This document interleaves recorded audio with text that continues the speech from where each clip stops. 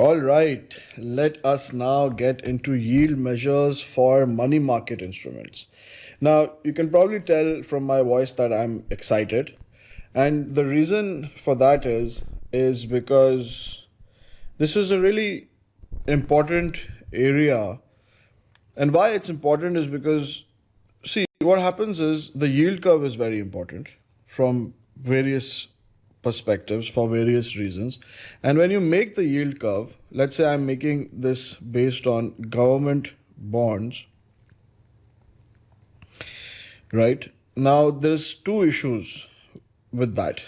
Issue number one is government bonds are more than 1 year maturity, right? And they're not even at all different maturities. You've got 1 year, 2 year, 3 year, 5 year, 10 year. So you're missing years in the middle.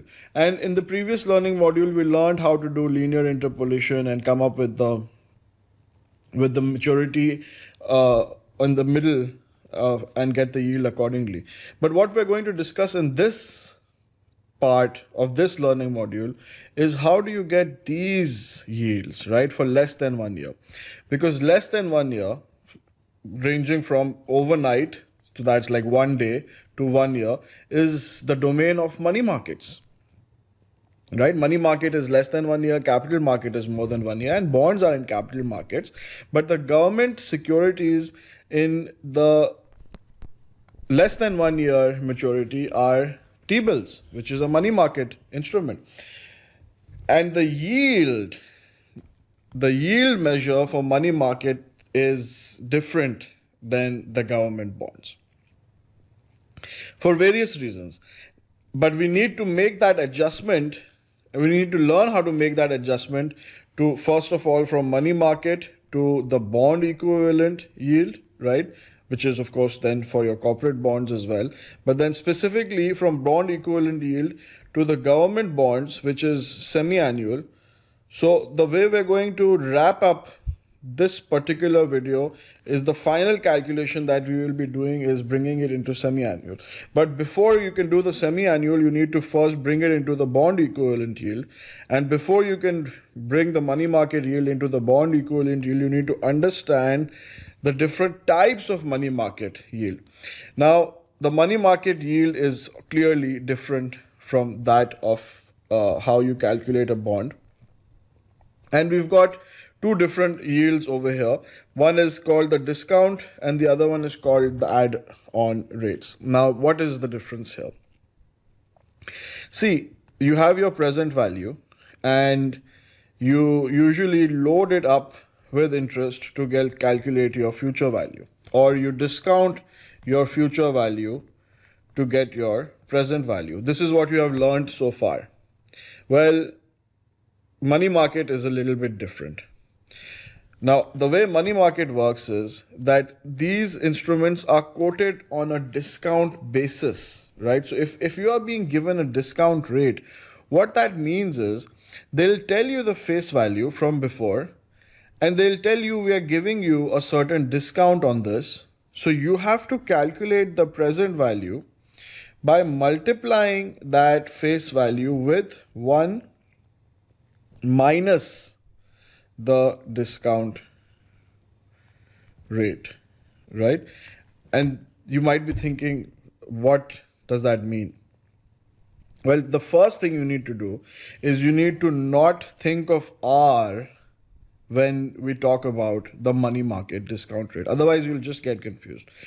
You cannot let the money market discount rate get mixed up in your mind with the normal discount rate that we've been using, because the normal one would not be multiplied.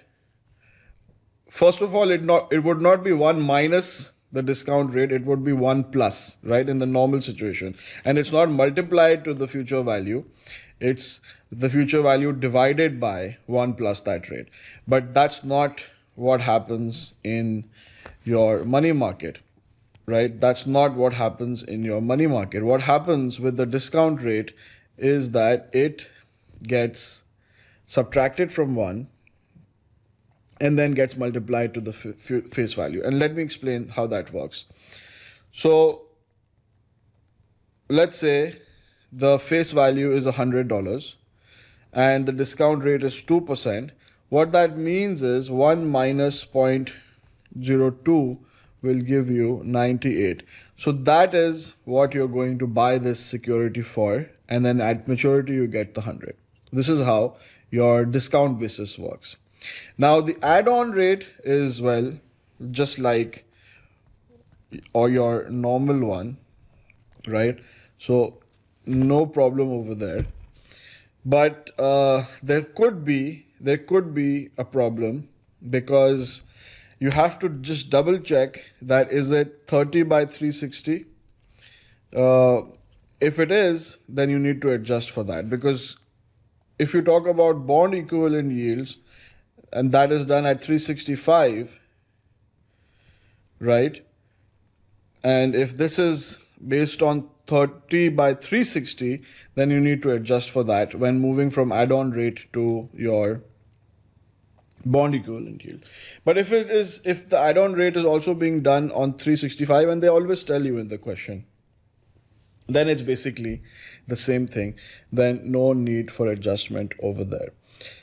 So this is the whole concept. Now what I would really recommend is wrapping your head around this present value and future value concept with respect to money market. And instead of calling them present value and future value, what I would suggest is maybe take a different name for them so that you don't confuse them with your normal present value and future value. What I would say is beginning value and ending value, right? So here the beginning value is 98 clearly, right? And ending value is 100.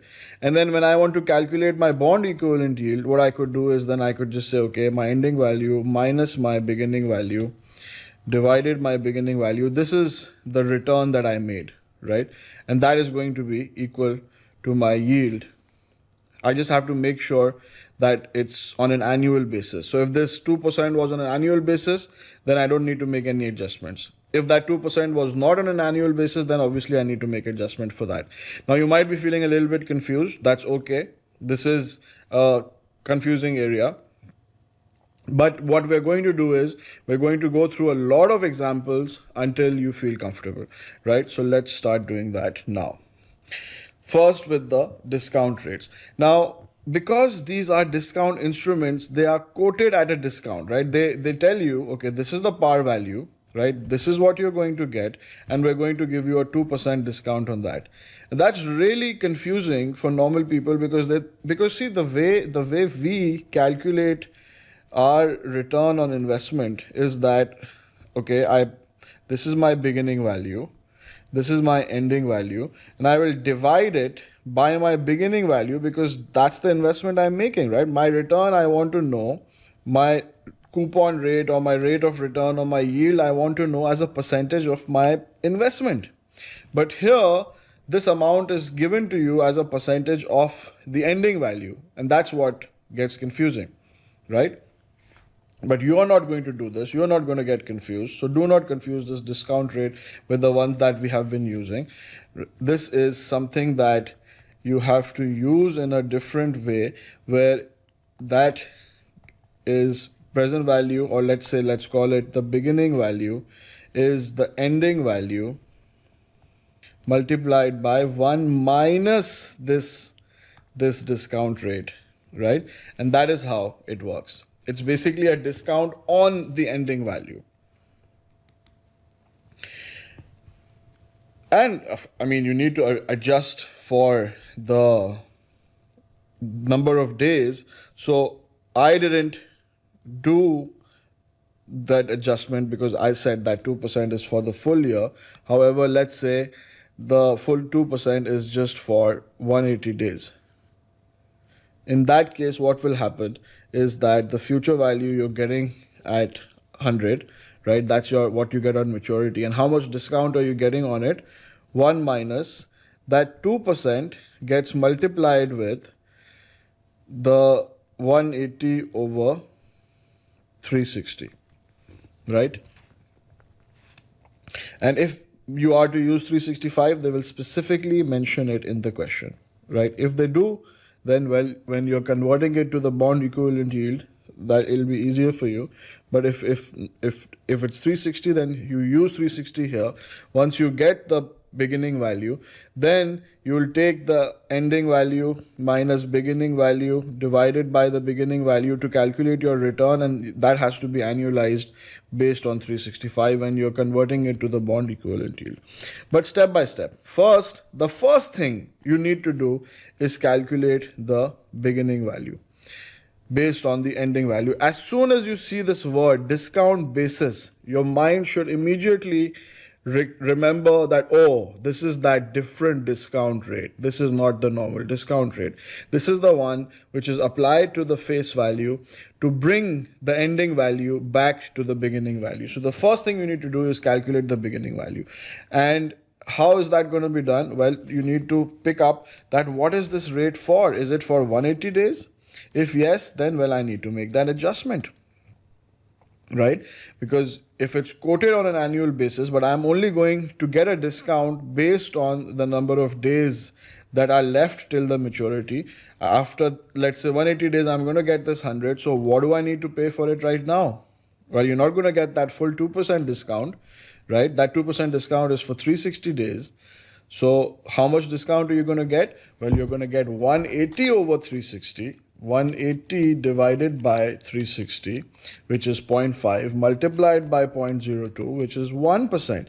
And 1 minus 1% is 99%. So basically, you have to buy this for 99, not 98, because this is not for the full year, this is for 180 days. And now that you know the beginning value, well, you can calculate your return as a percentage of your beginning value. As a percentage of your beginning value, which, well, is 1%. No, it's a little more than 1%. 1 divided by 99 is 1.01%, right? So you see how that makes a difference, because the base is now a little bit smaller. Now this is again not for the full year, this is for 180 days. So you need to then convert it to 365, which means multiplied by 365 divided by 180, and you get 2.04%. And that is how the full process flows, right? Now this is a bond equivalent yield which is applied to your investment, and it is for a 365-day calculation, but it is still not semi-annual. We'll deal with that later. But I hope you're getting the gist of this, right? Okay, so if you want to calculate the discount rate, let's say you're given the ending value, you're given the beginning value, right? And as a percentage of the ending value, you want to know what is the discount rate applied to the ending value, right? Multiplied by, let's say it's a 360-day year with 180. So the discount rate is going to be 100 minus 99, which is 1, divided by 100, which is 1%, multiplied by 360 divided by 180, and that gives you your 2%, right?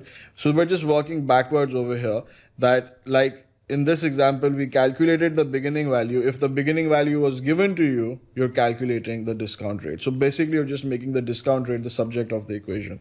So that's just playing around with the equation, nothing much. Right, now add-on rate is a little bit different. Here we take the present value and we load it with that interest. So I mean, again, unnecessarily amount of confusion in the formula. Instead of doing PV and then plus PV into that, I would just say PV into 1 plus the add-on rate. And that's pretty much what you need to remember. Obviously, if the add-on rate is given to you, which it always is given for the full year, and the the rate or the instrument is only for 180 days, then naturally you need to reduce the add-on rate by that much, right? So it will be multiplied by 180 over 360 or 180 over 365. It could be very well be 365 as well. So some money market instruments are quoted at 360 basis, some money market instruments are quoted at 365 basis, and it will be written in the question very clearly. What you need to take care of is that if it is 360, then once you get the future value, right, based on the present value, because here let me call it the beginning value and the ending value. So once you figure out the ending value based on the beginning value, then what you can do is you can do ending minus beginning divided by beginning to get the return, your holding period return or holding period yield. And if that is for 180 days, right, so then you need to obviously annualize it again by 360 over 180, and that will be for the full year for a 365 day. If this was 365 to start with, then of course it won't make that much of a difference. But if it was 360 to start with, then definitely it makes a big difference. Right. So again, with the complicated formula, making the present value the subject of the equation, if you've been given the add-on yield and you've been given the face value, so you just play around with it and make it the subject of the equation. What I would do is the two formulas that I think you should remember are: number one, with the discount basis, it is the beginning value is equal to the ending value multiplied by 1 minus the discount rate. And obviously that discount rate has to be adjusted for the number of days, right? For the number of days. So that will be multiplied with the number of days over either 360 or 365, depending on whatever has been given. That's how you calculate the beginning value on the discount basis, using the ending or whichever is given to you, right? So if the discount rate hasn't been given, you can calculate that.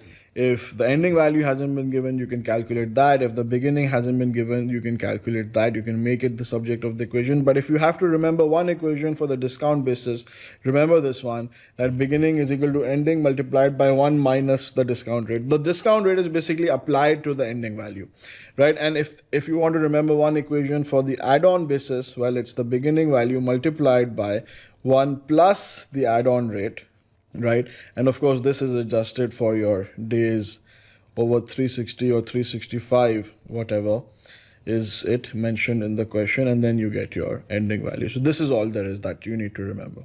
And once you know the beginning value and the ending value, well, it's very easy to calculate the return with the beginning value in the denominator, obviously, because that's the normal way to do it. And that's what we basically need to do. We need to bring it into that.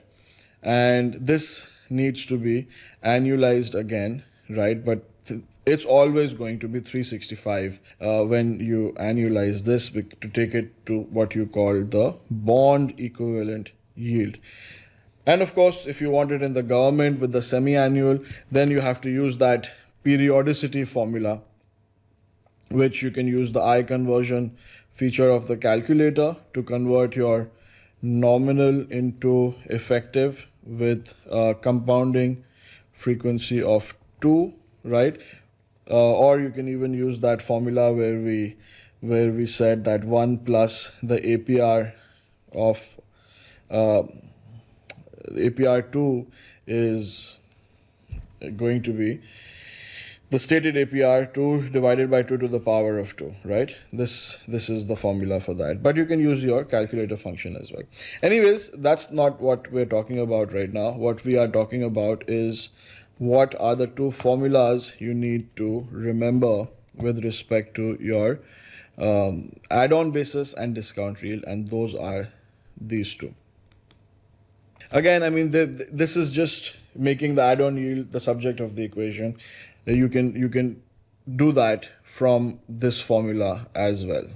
Right. So the primary difference between discount rate and add-on rate is that in discount rate it's applied to the face value, whereas in add-on rate it is applied to the beginning value or the principal.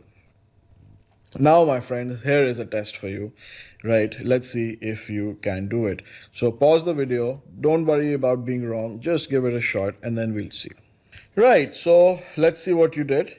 Face value is 1 million, quoted at a discount rate. So I would say, what is the beginning value if the ending value multiplied with 1 plus the discount rate into the days over, is it 360 or 365? Well, if you haven't mentioned it, I'll just take 360. And ending is 1 million and 1 plus the discount rate of 5%, and 5% will be multiplied by 91 over 360, and then I'll add 1 to that. So sorry, it's not going to be plus, it's going to be minus. See, even I'm making mistakes. So 0.5 is, I need to calculate the beginning value. That discount is going to be applied to the ending value. So 0.5 into 91 divided by 360. So that is 1.26%. And when I adjust that from 1, I get 98.73. And when I multiply that to 1 million, I'm getting the beginning value as 987361. Woohoo, 987361. And I mean, obviously they've used this formula and whatever, but I would strongly recommend that you do it the way I just taught you, that you say, okay, I'm going to calculate the beginning value. I know the ending value is where the discount is applied to. And I know the discount is obviously adjusted for the number of days. So this is what I would suggest you to. And that is what's happening in the formula as well, right? You're taking that discount rate, you're adjusting it for the number of days, then you're doing 1 minus that, and then you're applying it to the future value. But instead of memorizing the formula, just try to intuitively understand what's going on. Is a discount adjusted for the number of days and being applied to the ending value, so that you know what is the beginning value you have to pay to get that face value at maturity, right?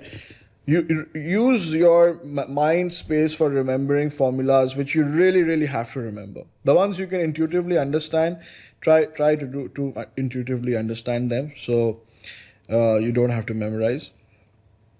Anyways, before you try this one, keep in mind they've given you 365, right? So when you adjust this, it's going to be 180 over 365, number one.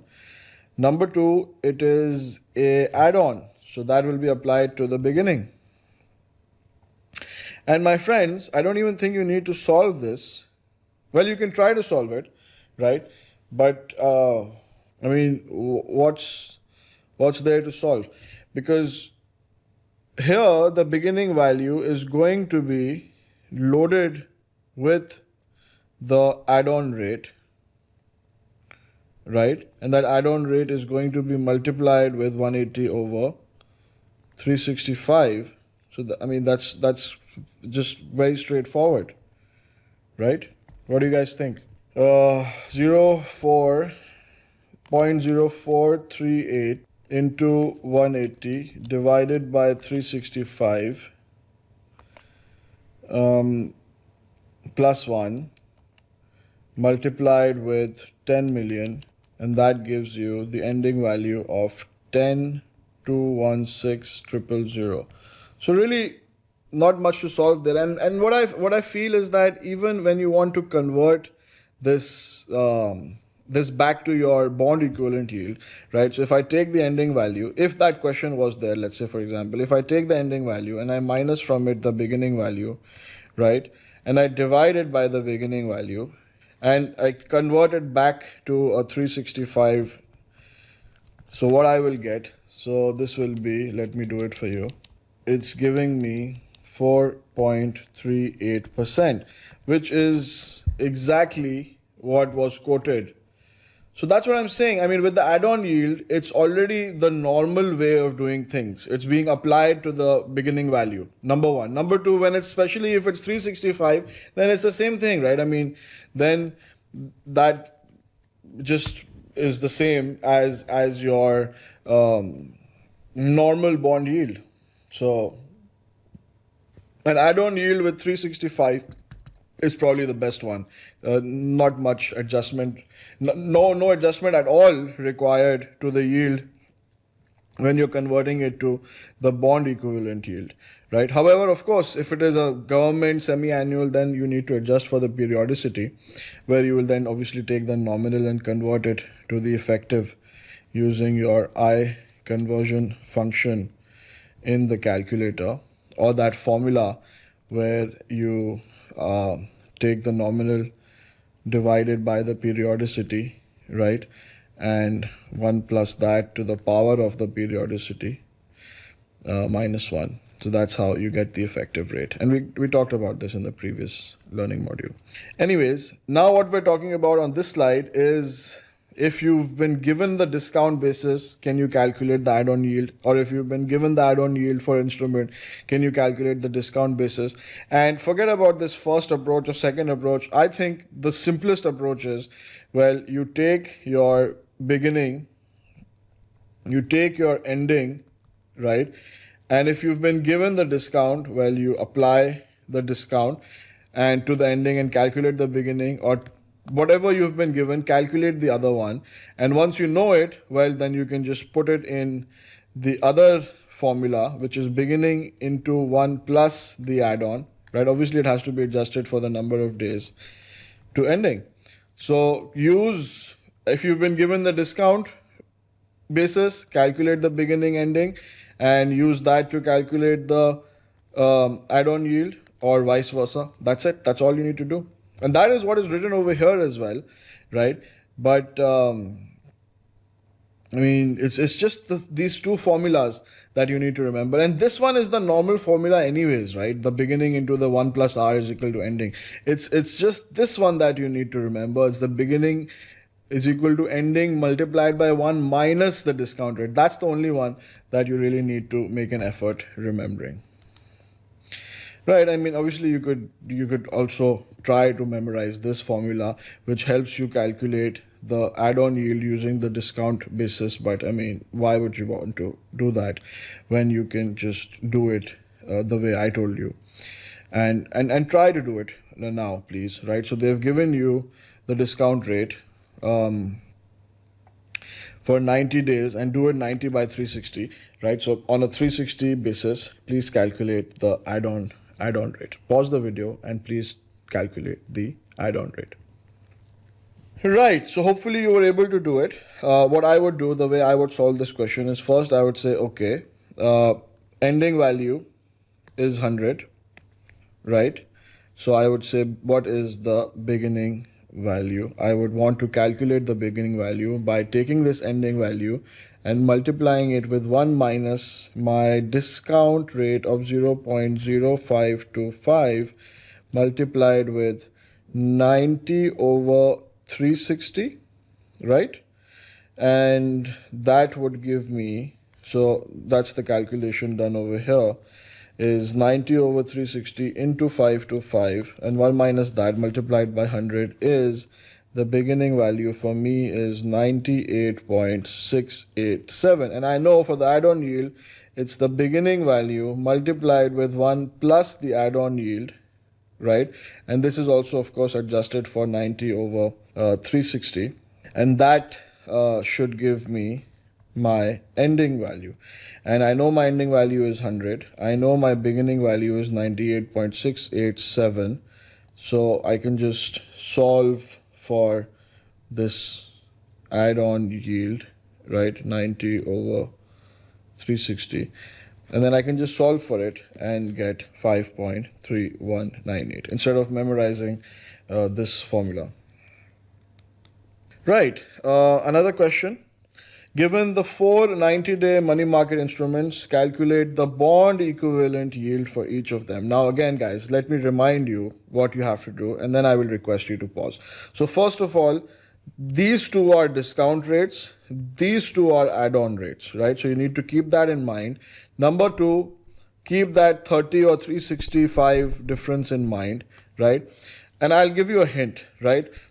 This one is the simplest one because, well, first of all, it's add-on, so that is applied to the beginning value to start with, and it's 365, so you don't need to do anything over here. The bond equivalent yield is 3.35, right? But with these other first three, you need to, well, with these two, you need to obviously calculate the beginning value because this is going to be applied to the ending value, right? So you need to apply these two to the ending value, calculate the beginning value, then based on the beginning value, calculate the difference between ending and beginning divided by beginning. That will give you the return, and you have to annualize it again for 365, because that is your bond equivalent yield is always 365. So that's what you have to do. So hopefully you get the picture now, right? And yeah, please try to do it for 90 days. So when you will reannualize, that's what you have to do. So please try to do it. Okay, so hopefully you were able to do it. Let me do the first one with you. 3 2 3. So my ending value of 100 will be multiplied with 1 minus 0.0323, and this will be multiplied by 90 over 360, right? And what is my beginning value? Well, it's 99.19, right? And then I can just calculate my return. 100 minus 99.19 divided by 99.19